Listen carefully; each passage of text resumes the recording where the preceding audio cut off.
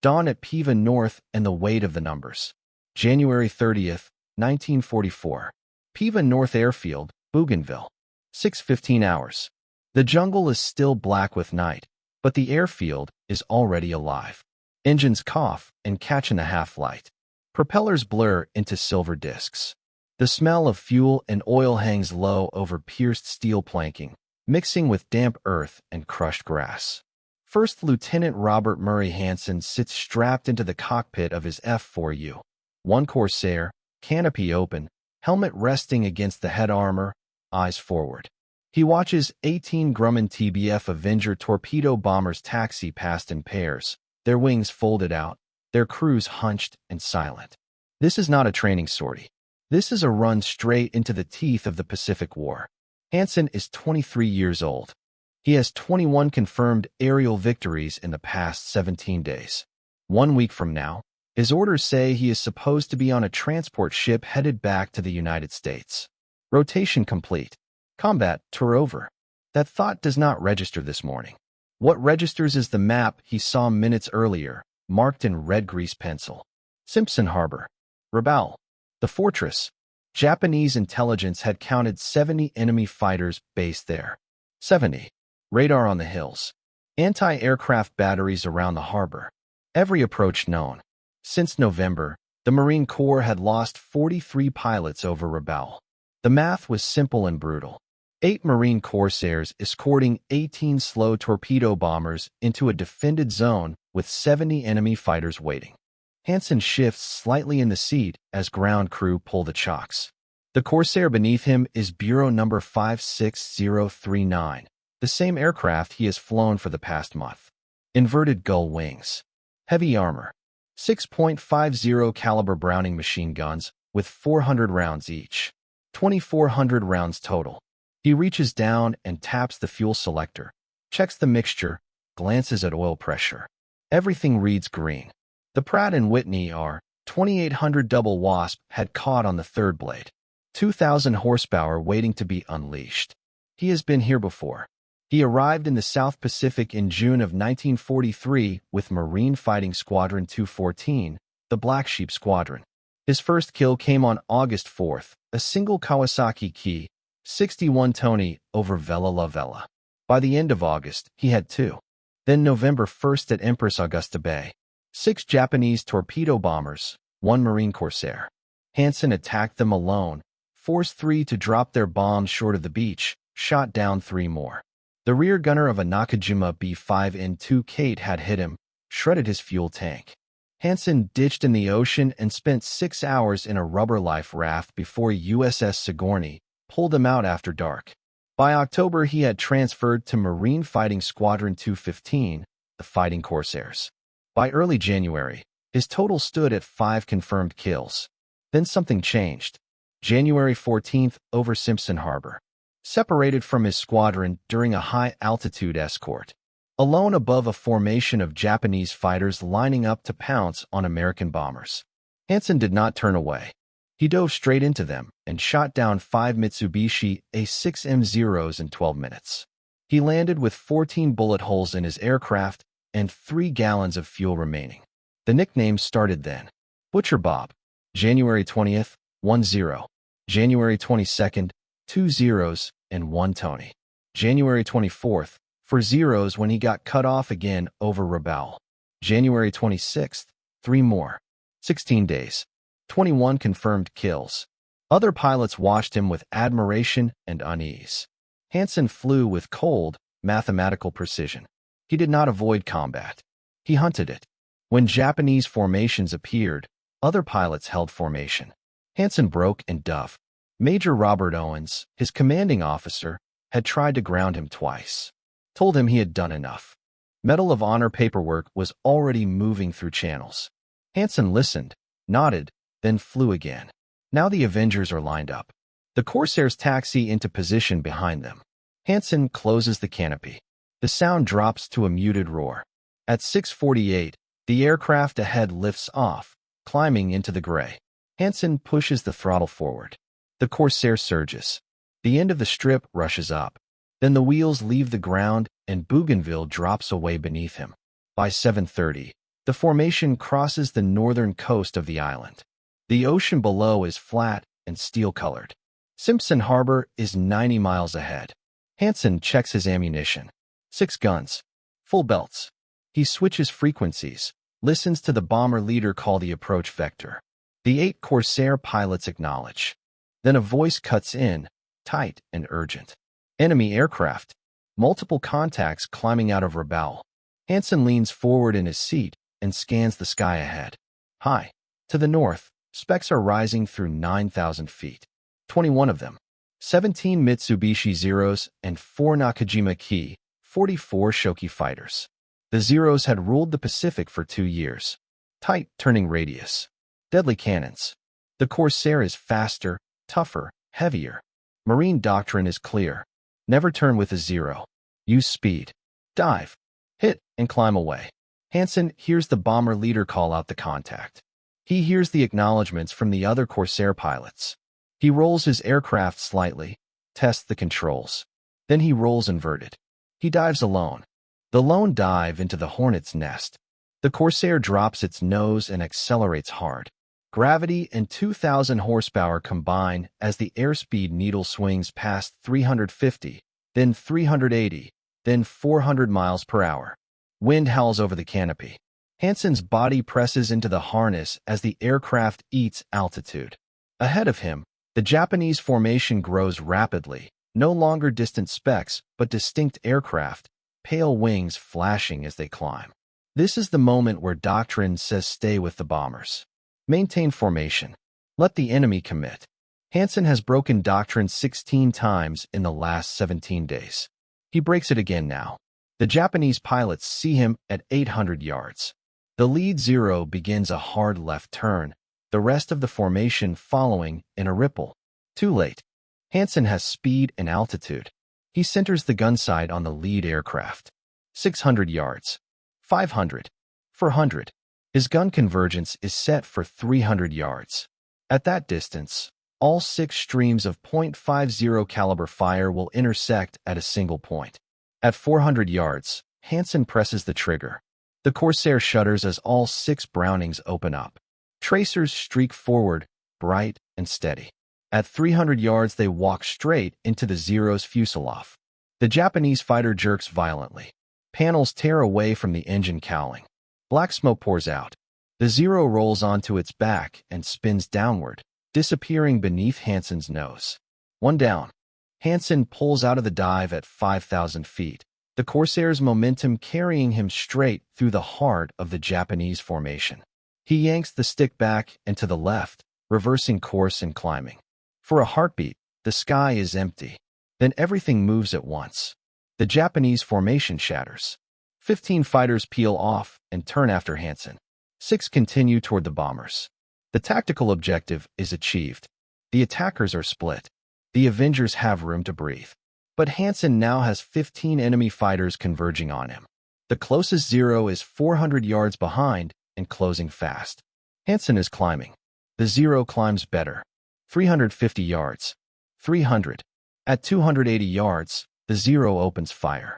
Tracers streak past the Corsair's canopy. 1 round punches through the vertical stabilizer. Another slams into the left wing root. The aircraft shudders, but stays responsive. Hansen slams the throttle forward to the stop.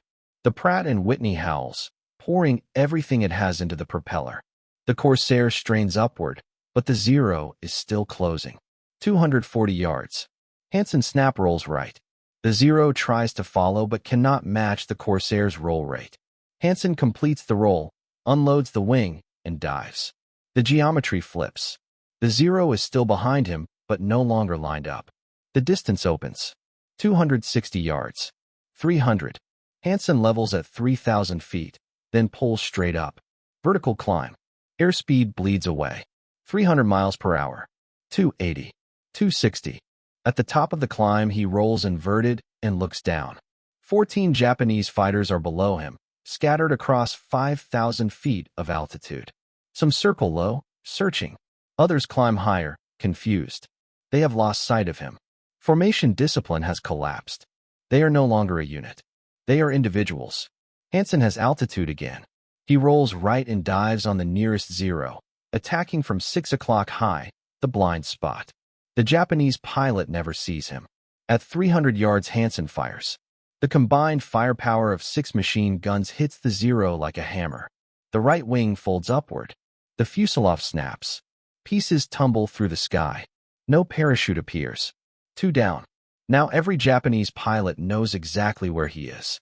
Tracers converge from multiple directions. Hansen yanks the Corsair left. For GS. 5. His vision grays at the edges. 3 zeros are behind him now, closing. He levels out and accelerates. For 100 miles per hour. For 10. The zeros fall back. 500 yards. 600. But ahead of him, for more zeros are climbing to intercept. They have anticipated his escape path. Hansen sees them at 800 yards, rising from below and ahead. A classic pincer. 3 behind. 4 in front. 7 fighters converging. Hansen pulls into another vertical climb. The Corsair's power-to-weight ratio gives him a chance below 10,000 feet. 8,000. 9. 10. The 4 zeros ahead are still climbing, still closing. At 450 yards, both sides open fire. Tracers fill the air. Hansen's rounds hit the lead zero square in the engine. The fighter rolls and drops away, trailing smoke. 3 down. Return fire smashes into the Corsair. A round punches through the instrument panel. Glass explodes across the cockpit. Another tears a 2-foot hole in the right wing's fabric control surface. A third slams into the armor plate behind his seat. The plate holds. Hansen rolls inverted and dives again. The 3 remaining zeros cannot match his roll rate. He streaks south at nearly 400 miles per hour. Below him, the Japanese fighters begin to regroup. 15 aircraft form a rotating defensive circle at 8,000 feet. Spacing tight. Mutual support. Any attacker diving on one will be met by fire from the next. American pilots call it the Lufbery Circle. A trap. Hansen climbs to 12,000 feet and orbits at a distance. Evaluating. Below him, the bombers are already turning for home. The other 7 Corsairs are with them. The mission is accomplished. Doctrine says disengage. Hansen checks his ammunition. Roughly 1,600 rounds left. Enough for more fighting. He rolls the Corsair over and dives straight at the circle. Breaking the circle, the Japanese defensive circle rotates steadily below him. 15 fighters at 8,000 feet, spacing tight. Noses slightly up, each pilot watching the tail of the aircraft ahead. It is a formation designed to punish aggression. Any fighter that commits to a single target will be caught in overlapping fire. The mathematics are merciless. Hansen does not aim at a fighter. He aims at the geometry. From 12,000 feet, he adjusts his dive, not perpendicular to the circle, but tangent to it, aligning his attack with the direction of rotation. The Corsair builds speed through 420 miles per hour. Instead of crossing the circle at full closure, he is matching its motion. The relative speed drops. The firing window stretches. At 600 yards, the Japanese pilots finally see him. The circle begins to loosen, pilots instinctively trying to turn toward the threat. Too late. Hansen opens fire. The nearest zero fills the gun sight. At 300 yards, the convergence is perfect. The cockpit erupts. The fighter snaps inverted and falls away. For down. Hansen pulls out inside the circle, but he does not climb. He levels off and accelerates along the same curved path as the rotating Japanese fighters. For a moment, impossibly, he is part of their formation. The geometry inverts. The fighters behind him cannot fire without hitting their own aircraft. The fighters ahead cannot turn back without colliding with those behind. The circle collapses in on itself. Hansen has seconds. He selects the zero 200 yards ahead and fires a short burst. The left wing shears cleanly away. The fighter spins out of control. 5 down. The circle shatters. Fighters break in every direction, vertical and horizontal, discipline gone. What remains is a fur ball. Hansen pulls into a climbing turn. 2 zeros latch onto his tail at 400 yards. He rolls inverted, pulls through, then rolls upright again in a tight split S. The zeros follow, their tighter turning radius keeping them close. The distance holds at 350 yards. Ahead, Another zero flashes into view, unaware. Hansen fires from 500 yards. Long range. Low probability. 3 rounds strike the tail. The vertical stabilizer tears away. The zero yaws violently and dives toward the ocean. 6 down. Now 5 Japanese fighters converge behind him, a loose gaggle, not a formation. The lead zero opens fire at 300 yards. Tracers stitch past Hansen's left side. 1 round hits the canopy rail. Another punches through the fuselage behind the cockpit. A third slams into the left landing gear door. The Corsair shudders. Hansen feels it before he sees it. The hydraulics are leaking. Red fluid streams along the fuselage, caught in the slipstream. He pushes the throttle forward but stops short of war emergency power. The engine temperature is already climbing. He needs power, but he needs the engine to live. The 5 zeros reorganize. Now they are disciplined. One attacks while the others cover. If Hansen turns to engage, another has a shot. The altimeter unwinds through 7,000 feet. They are forcing him down. At 4,000 feet the zero is at its best. Hansen knows it. He has studied this. He has fought them here before. The solution is not evasion. It is violence. He pulls into a vertical climb. Airspeed drops. 310, 290, 270. The zeros climb with him, lighter, gaining. 300 yards. 250. At the apex Hansen rolls inverted and pulls through into a hammerhead. The Corsair hangs for a heartbeat, then falls nose down directly toward the climbing zeros. Head on. The closure rate is nearly 700 miles per hour. 3 seconds to firing range. The Japanese pilots scatter. 2 brake left. 2 brake right. 1 continues straight, committing.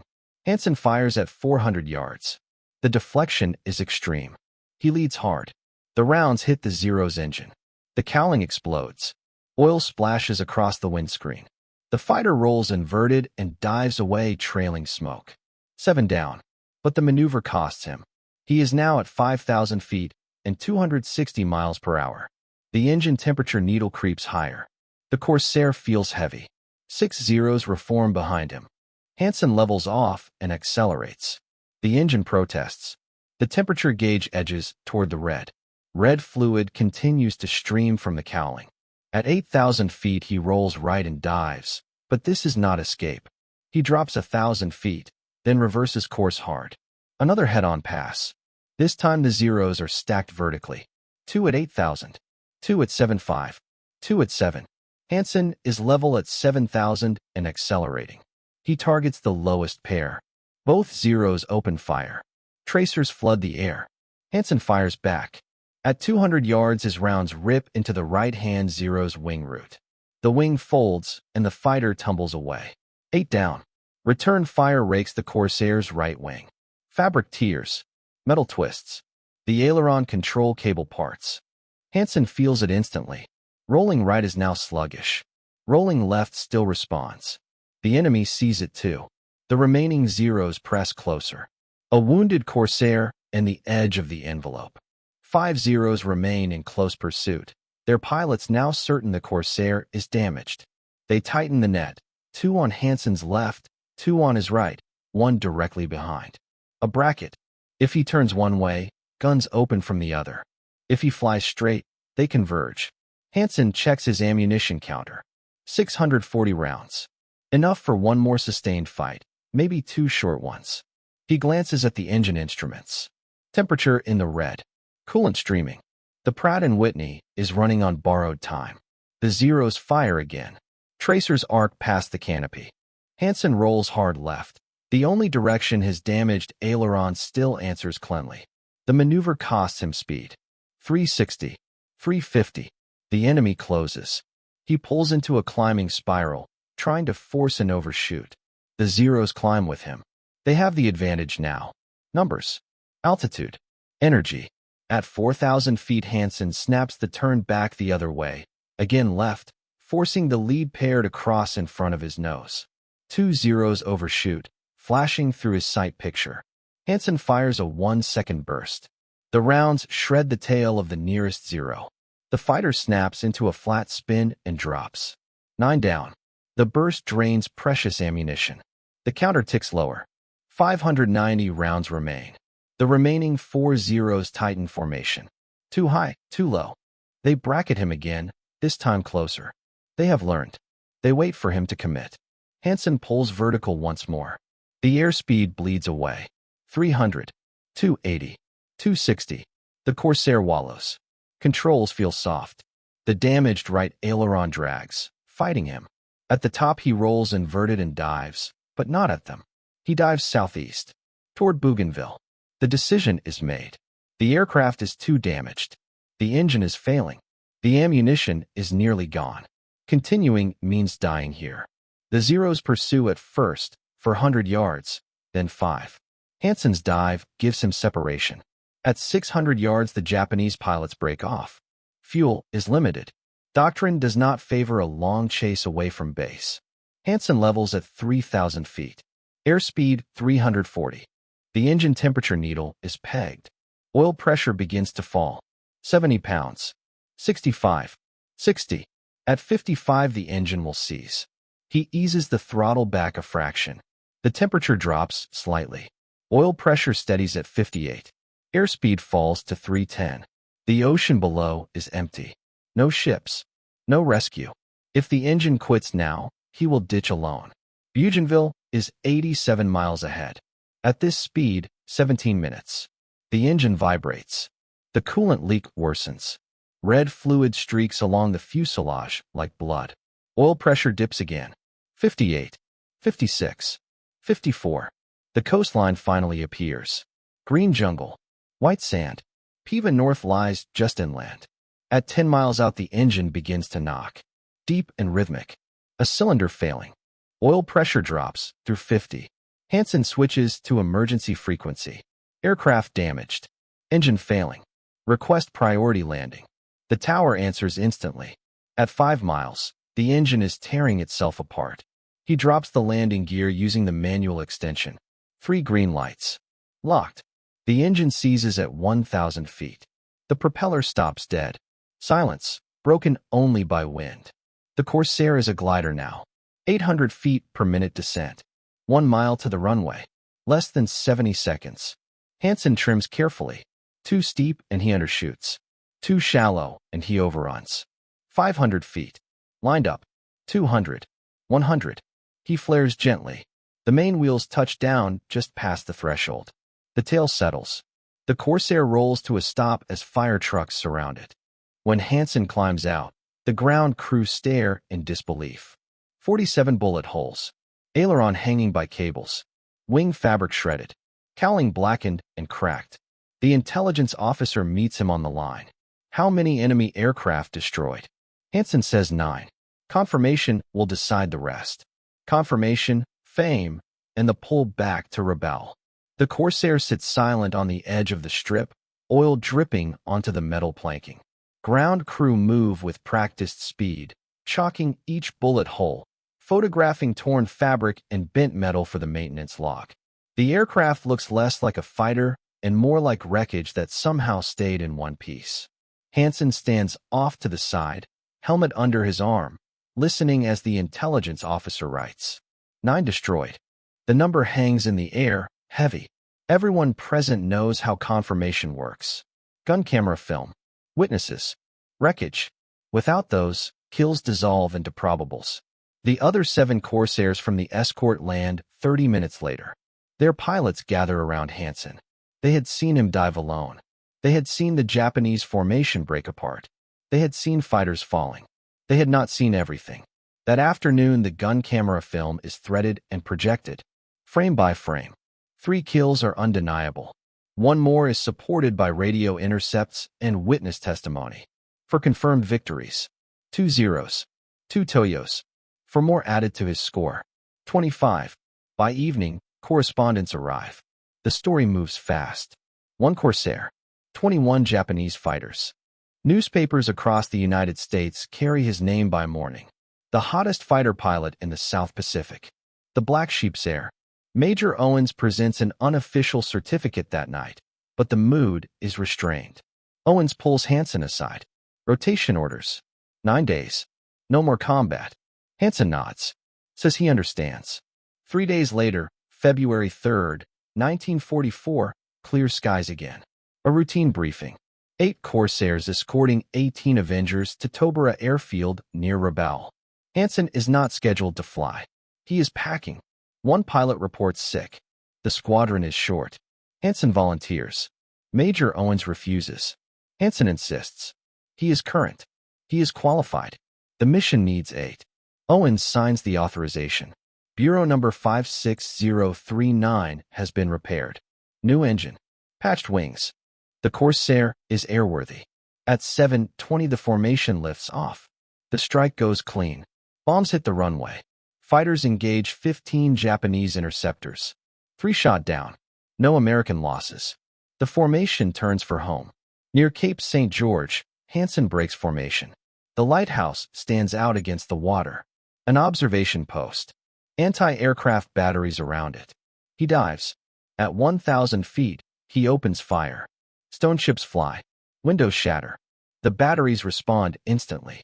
Tracers fill the air. Hansen pulls up. His right wing hits the water. The wing tears away. The Corsair cartwheels. Fuel ignites. For a moment, it almost levels. Then it snaps inverted and strikes the ocean at 140 miles per hour. The aircraft disintegrates. No parachute. No raft. No radio call. Silence over the Pacific. Major Robert Owens circles the crash site for 15 minutes. From 800 feet, he can see only debris and a spreading oil slick, dark against the blue water. No movement. No signal. The ocean closes over the wreckage as if it had never been there. The squadron flies back to Piva North in silence. The war diary entry for February 3rd is short and final. Lieutenant Hansen did not return from this hop. Robert Murray Hansen was 23 years old, 1 day short of his 24th birthday, 7 days from a transport ship that would have taken him home. He is posthumously promoted to captain, awarded the Medal of Honor, the Navy Cross, the Air Medal. His name is carved into the wall of the missing at Manila American Cemetery. A destroyer, USS Hansen, is commissioned in his honor in 1945. In 1968, the Marine Corps Aviation Association establishes the Robert M. Hansen Award, given each year to the best Marine fighter attack squadron. It is still awarded today. His official record stands at 25 confirmed victories. Second highest scoring Marine fighter pilot of the war. The highest scoring F4U Corsair pilot in history. The 4 victories from January 30th were never fully confirmed. Some historians believe the true number was higher. 27, 29. No one will ever know. What is known as this? On January 30th, 1944, over Rabaul, 1 Marine pilot and 1 F4U Corsair dove alone into 21 Japanese fighters. He scattered them. He protected 18 torpedo bombers. He shot down at least 4 enemy aircraft. He flew home with a failing engine and 47 bullet holes. For days later, he was gone. Stories like this do not survive on their own. They survive because someone remembers them, tells them again, refuses to let them fade. If you are still here, you are part of that.